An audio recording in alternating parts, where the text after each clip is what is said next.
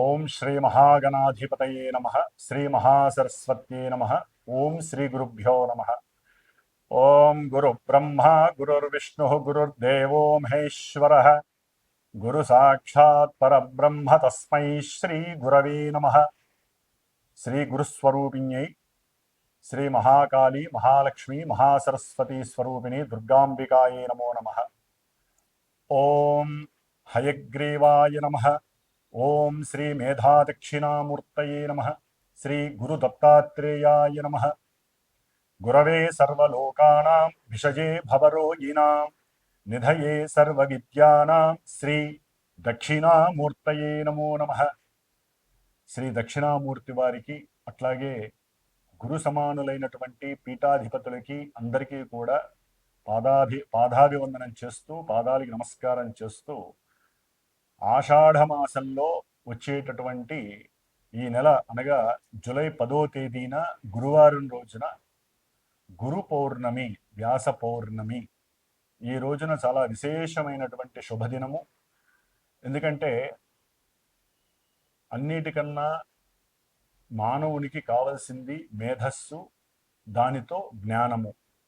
ఈ జ్ఞానస్వరూపులైనటువంటి ఈ హయగ్రీవ వారు, అట్లాగే దక్షిణామూర్తి వారు, దత్తాత్రేయ స్వామి వారు, వీరు మాత్రమే గురువులు, సాక్షాత్తు పరమ గురువులు. కాబట్టి వీరి పరంపరగా తర్వాత మనకున్నటువంటి గురువులు చాలామంది ఉంటారు. విద్యాపరంగా కావచ్చు, అనుభవపూర్వకంగా కావచ్చు, అది జ్యోతిష్య గురువులు కావచ్చు, విజ్ఞానపరమైనటువంటి సైంటిఫిక్ గురువులు కావచ్చు, లేదా వ్యాపారపరమైనటువంటి గురువులు. మనకి జ్ఞానాన్ని అంటే చదువు రూపకంగా జ్ఞానాన్ని ఇచ్చేటటువంటి ఎటువంటి గురువునైనా సరే చక్కగా ఈ యొక్క గురు పౌర్ణమి రోజున ఆరాధించగలిగితే చాలా విశేషమైనటువంటి పుణ్యము కలుగుతుంది, అఖండమైనటువంటి జ్ఞాన సిద్ధి కలుగుతుందని చెప్పి శాస్త్రవచనం.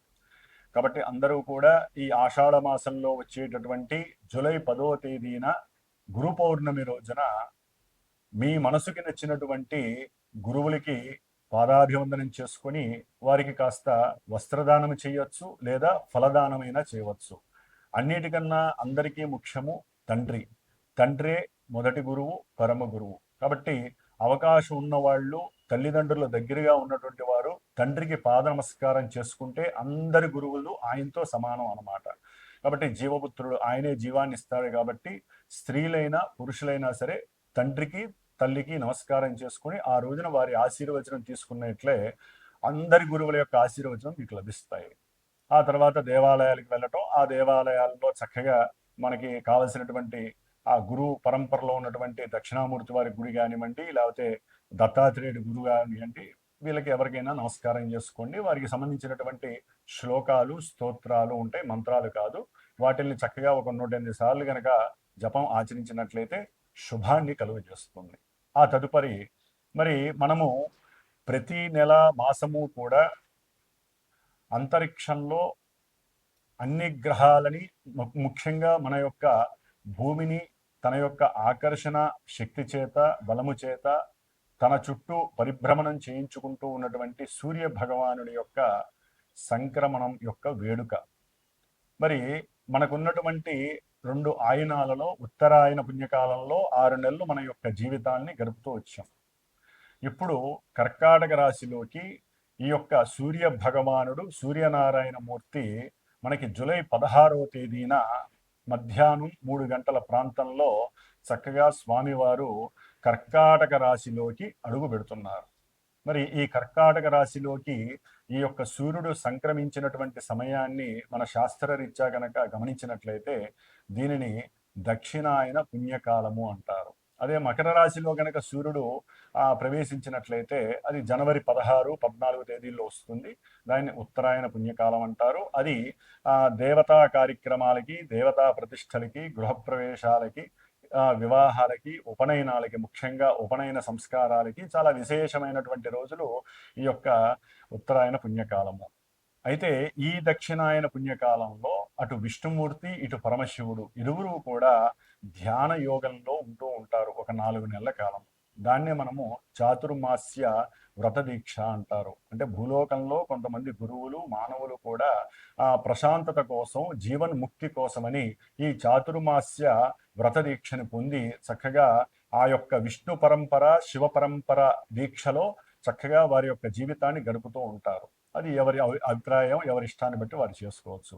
అయితే ఈ యొక్క కర్కాటక రాశిలోకి సూర్యుడు సంక్రమించినటువంటి ఈ సమయము అనగా జూలై 16వ తేదీన మధ్యాహ్నం పూట అయింది కాబట్టి ఎవరైనా సరే మరుసటి రోజైనా సరే శ్రాద్ధ కర్మలు లేకపోతే వారి యొక్క పెద్దవాళ్ళకి చనిపోయినటువంటి పెద్దవాళ్ళకి ఏదైనా పితృకర్మల పరంగా చేసినటువంటి పిండ ప్రదానాలు ఇలాంటివి చేసుకోవటం వలన వారికి చక్కగా అనంత లోకాలలో విష్ణు సాన్నిధ్యము కలిగే అవకాశము, వైకుంఠ ప్రాప్తి కలిగే అవకాశం ఉంటుంది.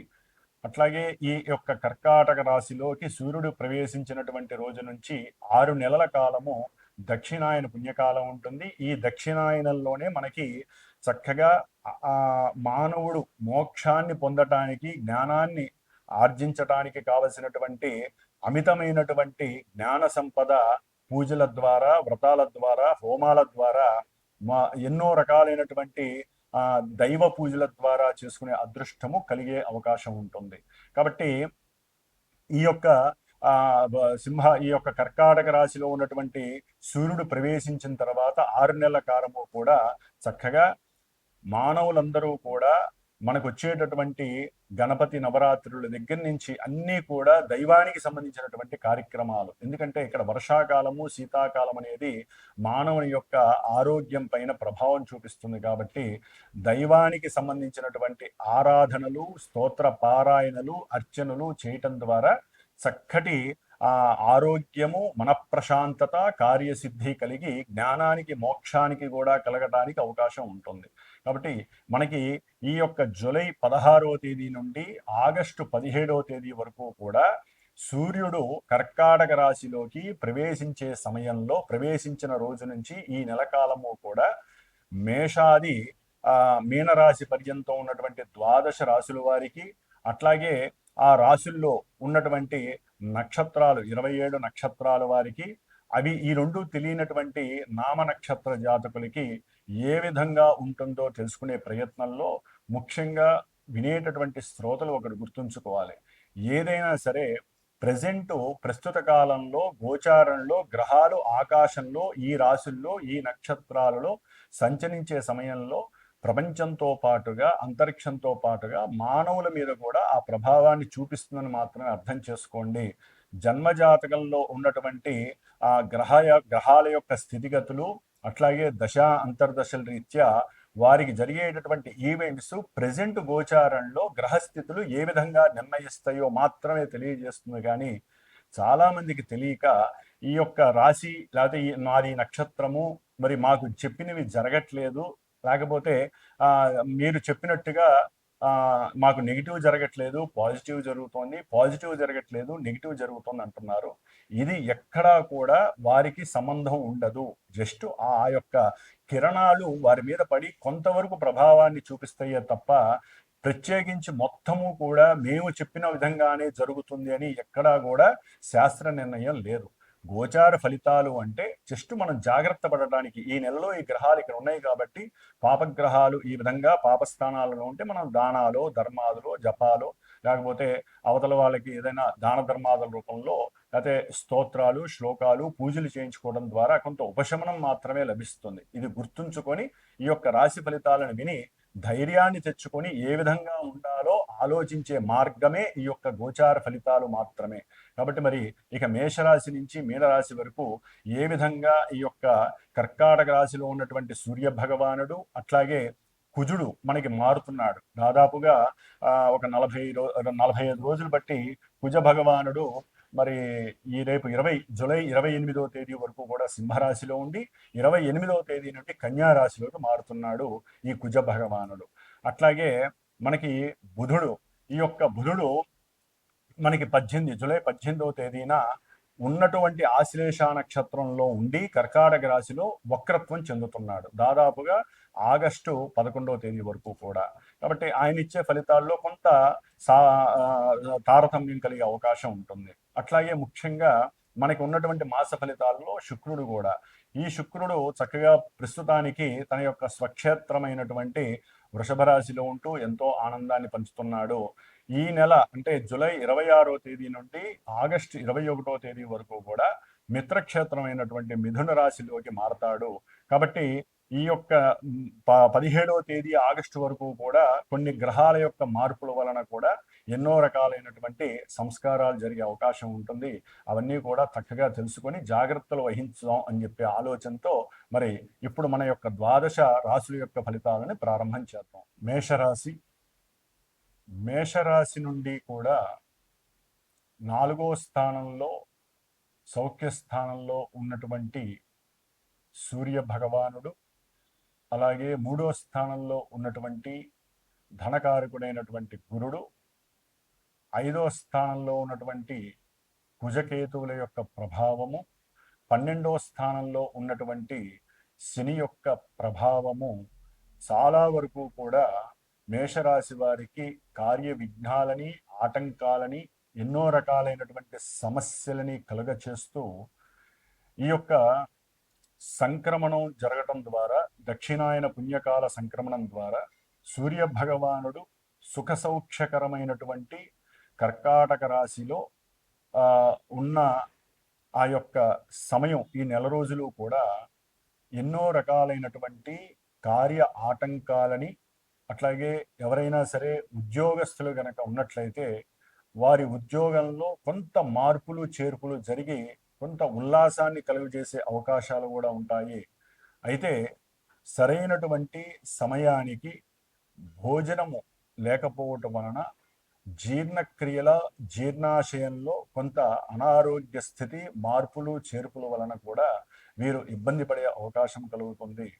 ముఖ్యంగా పిల్లలకి సంబంధించి వీరు కొంత మానసిక స్పృహని, మానసికంగా బాధని కోల్పోయే, అంటే మానసికంగా వీరు ఉన్నటువంటి ఉల్లాసాన్ని కూడా కోల్పోయే అవకాశం ఎక్కువగా ఉంటుంది.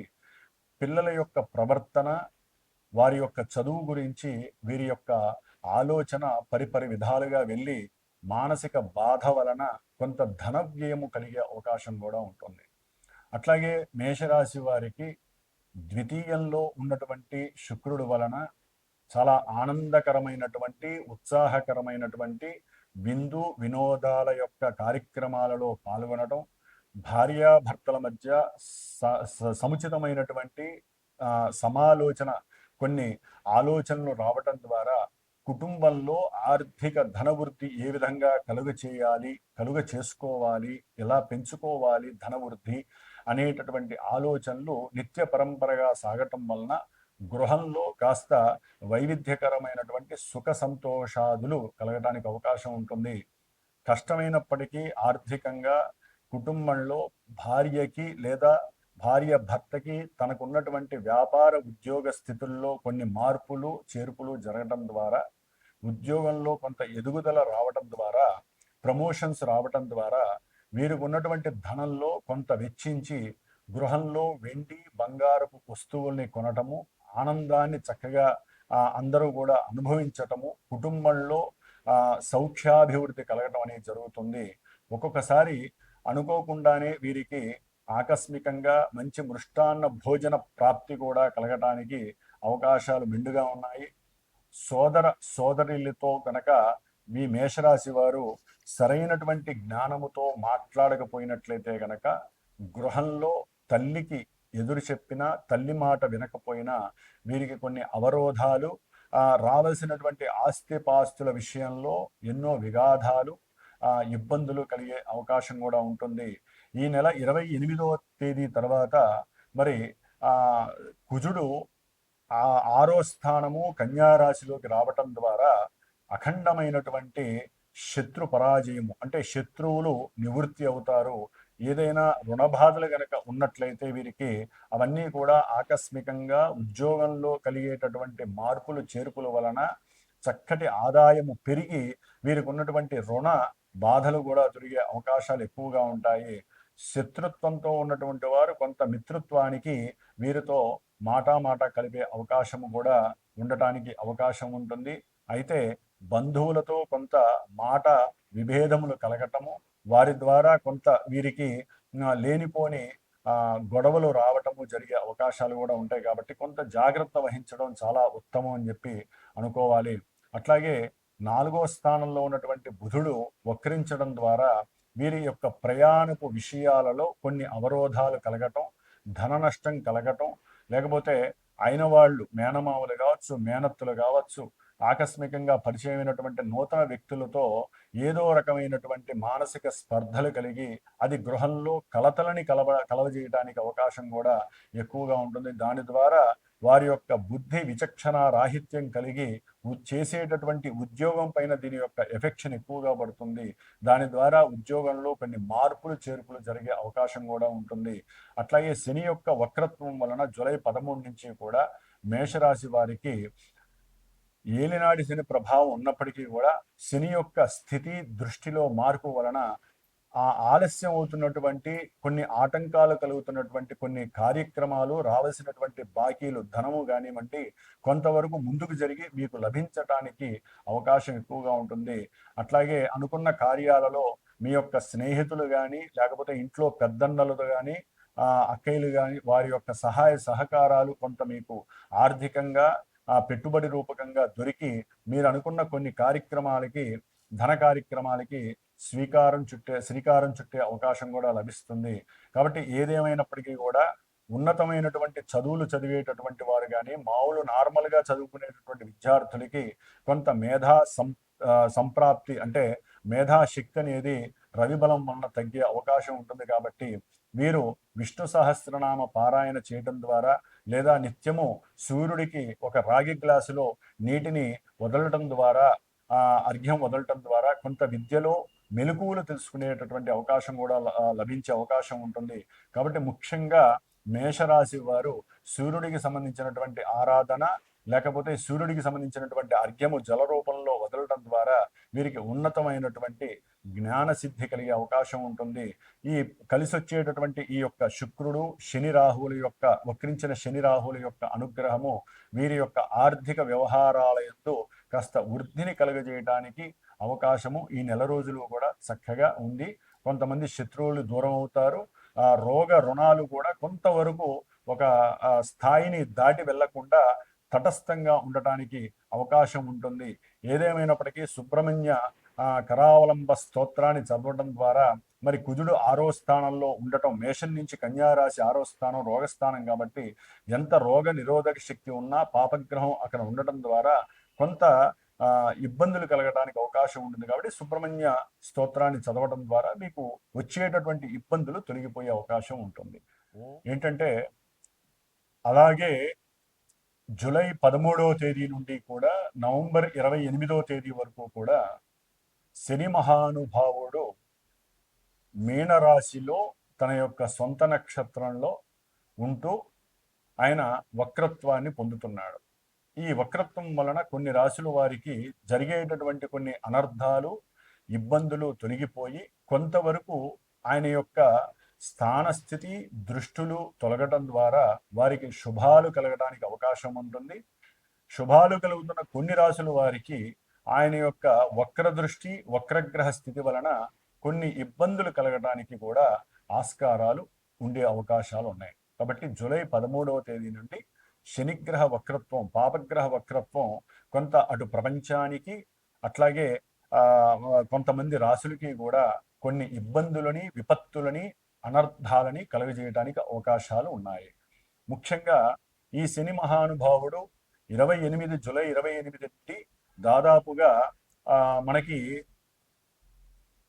కుజుడు సెప్టెంబర్ 13వ తేదీ వరకు కూడా కన్యారాశిలో ఉండటం ద్వారా ఈ రెండింటికి కూడా సమసప్తమగ దృష్టి, కుజుడు శని కుజుడిని చూడడం ద్వారా ఎన్నో రకాలైనటువంటి ఉపద్రవాలు కలగడానికి అవకాశాలు ఉన్నాయి. ముఖ్యంగా మనకి దగ్గరలో ఉన్నటువంటి ఆంధ్రప్రదేశ్ లాంటి రాష్ట్రాలలో ఎన్నో ఇబ్బందులు కలగటానికి ఆస్కారాలు ఎక్కువగా ఉన్నాయి. ప్రపంచంలో కూడా కొన్ని బీభత్సాలు, వరదలు, ఉప్పెనలు, అట్లాగే కొన్ని అగ్నిపర్వతాలు బద్దలపడటం, లావా వలన కొంత జన నష్టము, ఇట్లా ఎన్నో రకాలైనటువంటి సమస్యలు అయితే ఉండటానికి అవకాశాలు ఎక్కువగా ఉన్నాయి. అట్లాగే మనకి ఇప్పుడు ప్రెజెంటు ఈ జూలై 15వ తేదీ నుండి కూడా దాదాపుగా జూలై 15 నుండి మనకి ఒక 15 రోజులు 16 రోజులు అంటే ఆగస్టు ఫస్ట్ వీక్ వరకు కూడా కాలసర్ప యోగ దోషము అంటే గ్రహాలన్నీ కూడా సింహరాశి నుంచి కుంభరాశి మధ్యలోనే ఉండటం ద్వారా కొన్ని ఇబ్బందులు కలగడానికి అవకాశం ఉంది. అంటే మీకు సింహరాశి నుంచి దాదాపుగా కుంభరాశి వరకు ఏ గ్రహము కూడా ఆ యొక్క రాశిలో లేకపోవడం వలన కొంతమంది కొన్ని రాశుల వారికి ఈ భావాలలో గ్రహాలు ఏది లేకపోవడం వలన ఆ గ్రహాలు ఆ ఇచ్చేటటువంటి భావాలు దెబ్బతినే అవకాశం ఉంటుంది. కాబట్టి అందరూ కూడా సుబ్రహ్మణ్యేశ్వర స్వామి వారి యొక్క ఆరాధనని మాత్రం మర్చిపోకుండా చేసుకోవటం ద్వారా కొన్ని ఉపద్రవాలని ఇబ్బందుల్ని తొలగించుకునే అవకాశం ఉంటుంది. అట్లాగే దాదాపుగా 41 రోజులు మా యొక్క శ్రీమాత జ్యోతిషాలయ పీఠంలో నా ద్వారా నేను చేస్తున్నటువంటి ఈ యొక్క సుబ్రహ్మణ్యేశ్వర స్వామి వారి యొక్క పూజలు, కుజరాహు కేతువుల యొక్క దోష పూజలు దాదాపుగా 30 రోజులు పూర్తయి ఈ యొక్క జూలై 20వ తేదీన హైదరాబాద్లో మా పీఠంలో సుబ్రహ్మణ్య పాశుపత హోమంగా నవగ్రహ హోమము, లక్ష్మీ గణపతి హోమము అంటే ఈ గ్రహాల యొక్క అనుసంధానంతో ఎవరైతే కొంతమంది యొక్క నక్షత్రాలు, రాశులు, దశాంతర్దశలు జరుగుతున్నాయో వీరికి సంబంధించినటువంటి పూజలు జరుగుతున్నాయి. వారికి హోమం కూడా జూలై 20వ తేదీన నిర్వహించడం జరుగుతుంది ఉదయం పూట. కాబట్టి ఆసక్తి ఉన్నవాళ్ళు, ఇబ్బంది లేకుండా ఉన్నటువంటి వారు చక్కగా నాకు గనక కాల్ చేసినట్లయితే వారికి కూడా వారి యొక్క గోత్రనామాదులు, నక్షత్రాలు చెప్పి వారికి ఉన్న ఇబ్బందుల్ని తొలగించడానికి స్వామివారి యొక్క అనుగ్రహం కలిగేలాగా నా వంతు ప్రయత్నం చేయడానికి నేను సిద్ధంగా ఉన్నాను. కాబట్టి ఎవరైనా సరే చేయించుకోలేనటువంటి వారు వారి ఇంట్లో కానీ దేవాలయాల్లో కానీ చక్కగా సుబ్రహ్మణ్యేశ్వర స్వామిని మాత్రం ఈ యొక్క ఆగస్టు 2-3 తారీఖుల వరకు కూడా ఆయన ఆరాధన చేసుకోవడం ఉత్తమం, పరమోత్తమంగా భావించి ఓం దుర్గా గణపతయే నమః, ఓం స్కంద గణపతయే నమః అనేటటువంటి ఆ మంత్రాన్ని గనక జపిస్తూ ఉంటే ఆ రాశుల వారికి ఇబ్బందులు కలగకుండా ఉంటాయి.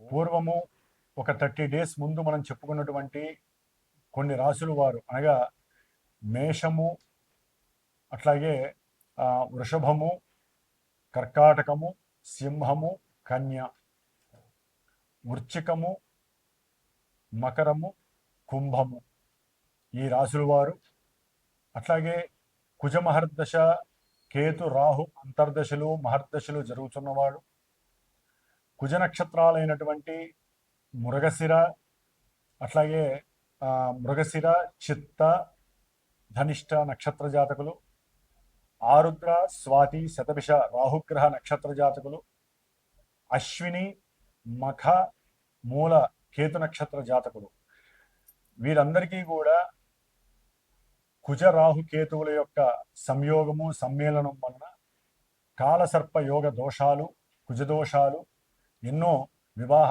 ఆటంకాలు, గర్భ విచ్ఛిన్న దోషాలు, రాహుకేతువుల యొక్క సర్పగ్రహ బాధలు తొలగిపోవటానికి మరి హైదరాబాద్లో శ్రీమాత జ్యోతిషాలయ పీఠంలో నా చేత ఆల్రెడీ జరుగుతున్నాయి. ఈ గ్రహాలకి జపములు, సర్ప సూక్త జపము, అట్లాగే స్వామివారు సుబ్రహ్మణ్య క్షేత్ర దర్శనాలు కూడా అయిపోయినాయి, 6 క్షేత్ర దర్శనాలు. ఇప్పుడు ఈ నెల జూలై 20వ తేదీన కృత్తికా నక్షత్రము ఆదివారం రోజున హైదరాబాద్లో చివరగా శాంత్యర్థమై సుబ్రహ్మణ్య పాశుపత హోమం జరుగుతోంది. దీంట్లోనే గణపతి, లక్ష్మీ గణపతి, నవగ్రహ నక్షత్ర సహితముగా సర్పసూక్త, మన్యసూక్త సహితంగా సుబ్రహ్మణ్య పాశుపత హోమం జరుగుతోంది. కాబట్టి ఎవరైనా ఈ ఇబ్బందులు ఎవరైతే పడుతున్నారో వారు నాకు గనక ఫోన్ చేసి సంప్రదించినట్లయితే హోమానికి చాలా తక్కువ స్వల్ప దక్షిణతో ఆ యొక్క సుబ్రహ్మణ్య అనుగ్రహాన్ని పొందే అవకాశము స్వీకరిస్తారని